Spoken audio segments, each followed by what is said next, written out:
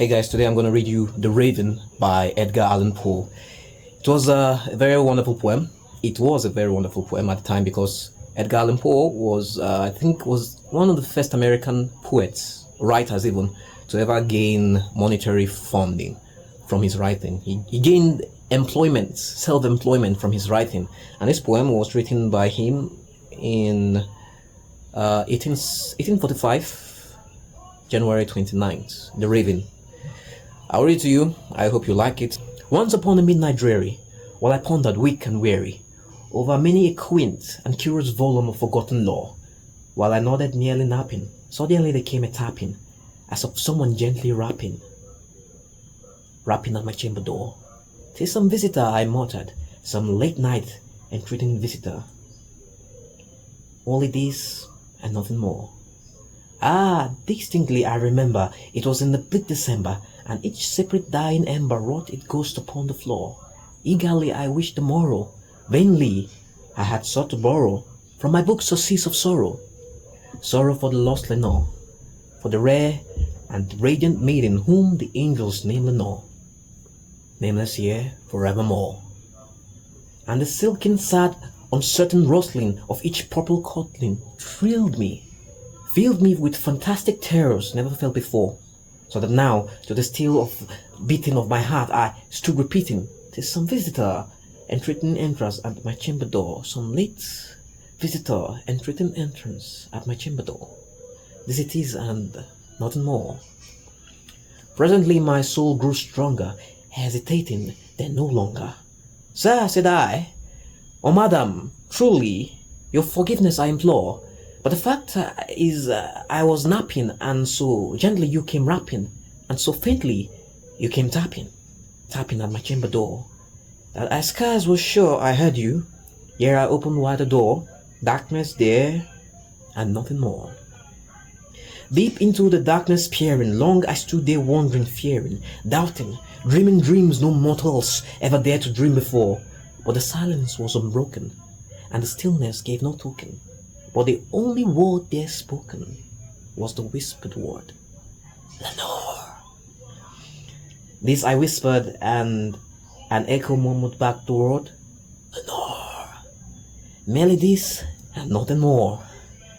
Back into the chamber thrown, all my soul within me burning. Soon again I heard a tapping, somewhat louder than before.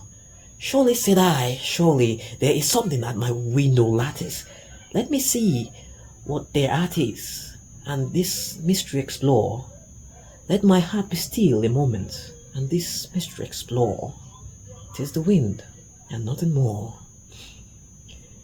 Open ere I flung the shutter, when with many a flirt and flutter, in there stepped a stately raven of the saintly days of yore.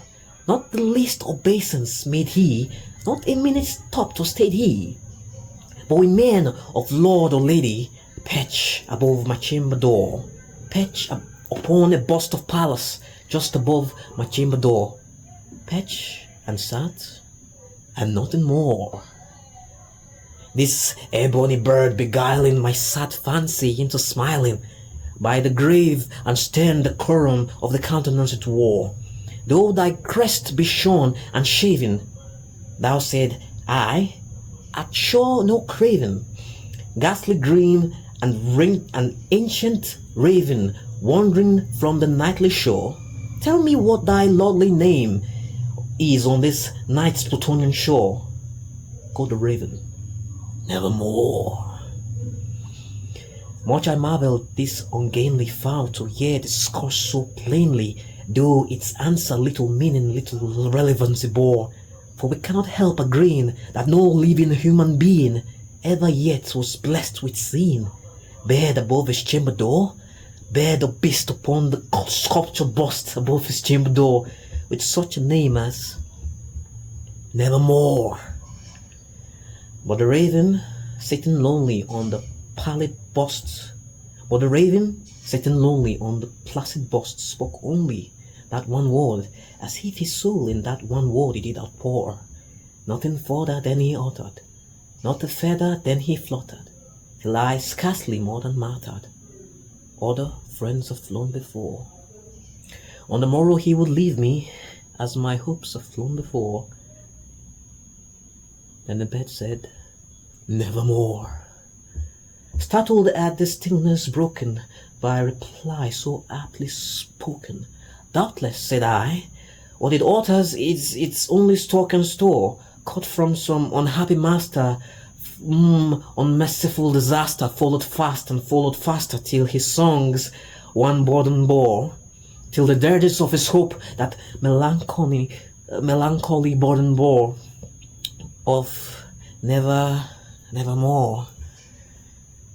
But the raven, still beguiling my sad fancy into smiling, straight I wheeled the cushioned seat in front of bed and Boston door, then opened the velvet sinking. I betook myself to linking fancy unto fancy, thinking, what this ominous bird of yore, what this grim, ungainly, ghastly, gaunt and ominous bird of yore meant in croaking nevermore.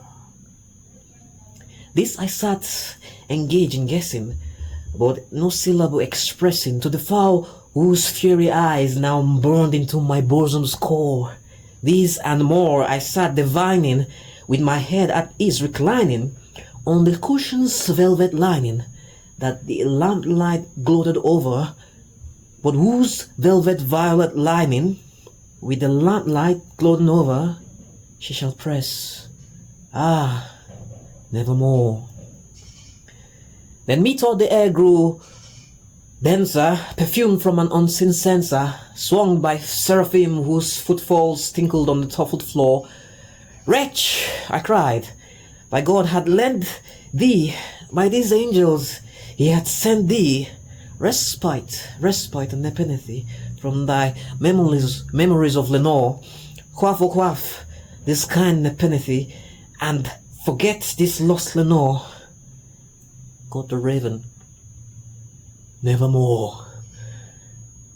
Prophet, said I, thing of evil, prophet steal if bad or devil, whether tempest sent or whether tempest tossed ye ashore, desolate yet all undaunted, on this desert land enchanted, on this home by horror haunted, tell me truly, I implore, is there balm in Gilead? Tell me, I implore.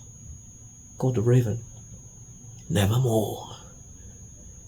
Prophet, said I, fiend of evil, prophet steal if bad or devil, by that heaven that bends above us, and by that God we both adore, tell this sorrow laden if within the distant Eden it shall clasp a saint and maiden whom the angels name Lenore, clasp a rare and radiant maiden whom the angels name Lenore. Quoth the raven, nevermore. Be that word a sign of parting, beard of hen, I shrieked up starting. Get thee back into the tempest of this night Plutonian shore. Leave my black plum as a token of thy lie thy soul hath spoken. Leave my loneliness unbroken. Quit the bust above my door. Take thy beak from off my heart, and take thy form from off my door. Quoth the raven, nevermore.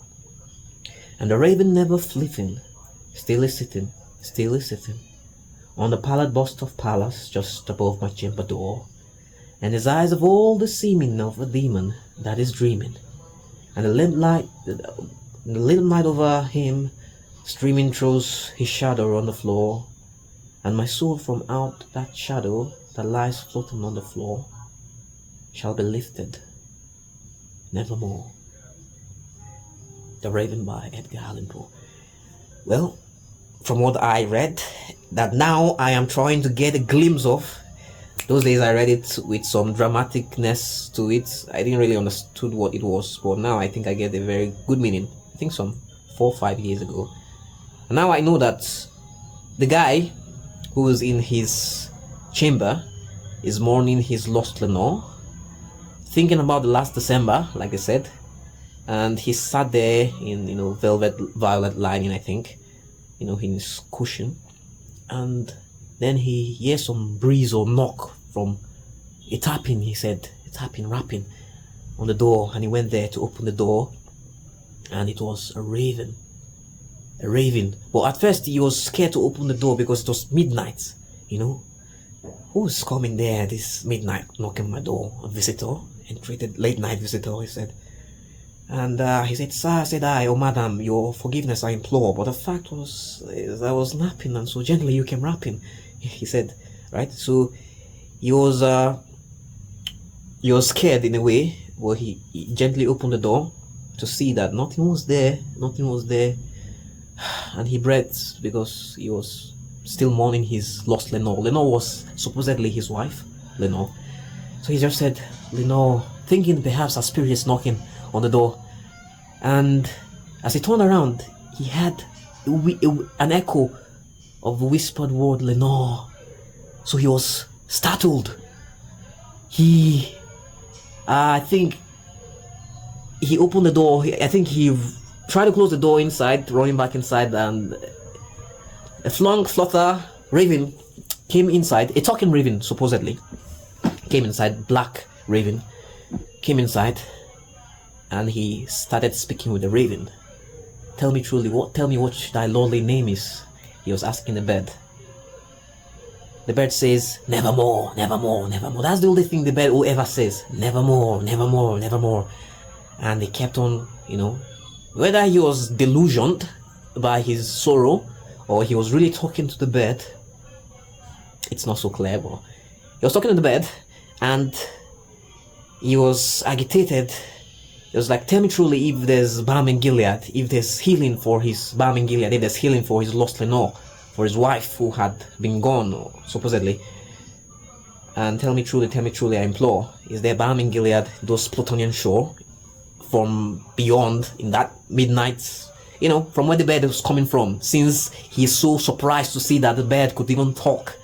He was surprised and he was like, tell me truly, is there balm in Gilead? It's kind of sad, a sad poem. But yeah, all the while the bird kept saying nevermore, nevermore, nevermore. What he kept asking the bird replied, nevermore, nevermore, nevermore. And the last line, the last verse, which I'll read to you again, well, not the last verse, or the last verse. He was very agitated. He needed answers from the bird since the bird could talk, and you know, he hasn't seen this. I think there's a part in the verse he said, let me go back there. I don't know where it is, but it said, is blessed with seeing bird or beast to speak. I don't know exactly where it is. I can't really come back there. It's a waste of time. But let me read you the last verse. When he was saying, the last verse is very dramatic, and I like to be dramatic, so I'm trying to read it to you, so you feel the feel of what I'm talking about. Prophet said I, thing of evil, prophet still if bird or devil, by that heaven that bends above us, by that God we both adore. Tell this soul, with sorrow laden, if within the distant Eden, it shall clasp a sainted maiden, whom the angels name Lenore. Clasp a rare and reading Eden. Sorry, I'll repeat again. Prophet said I, thing of evil, prophet still, if bird or devil, by that heaven that bends above us, and by that God we both adore. Tell this soul with sorrow laden, if within the distant Eden, it shall clasp a sainted maiden, whom the angels name Lenore. Clasp a rare and radiant maiden, whom the angels name Lenore. He was asking the raven. The raven said, quote the raven, nevermore. And now he was very agitated. Be that word or sign of parting, be it of hand, he shrieked, upstarting. Get thee back into the tempest of this night Plutonian shore. Leave no black plume as a token that the lie had leave no black plume as a token of that lie that thy soul had spoken. Leave my loneliness unbroken. Quit the bust above my door. Take thy beak from off my heart, and take thy form from off my door. Quoth the raven, nevermore. So it's kind of torment to him, you know, this beast or bird coming into his house, and he's in sorrow, mourning his lost Lenore, and this bird, all it could ever say is nevermore, nevermore, you know. He's never going to see her evermore again, you know. It's kind of tormenting, sad, dramatic at the end. Well, at the end of the day, I think he died somehow. If you listen to the last verse of it, I urge you to check it out. Try to recite it too, like the way I'm trying to recite it to you. I think it helps in fluency too, in language fluency. It helps your broker, where Nikki's area is there, your language area, speech processing, whatnot.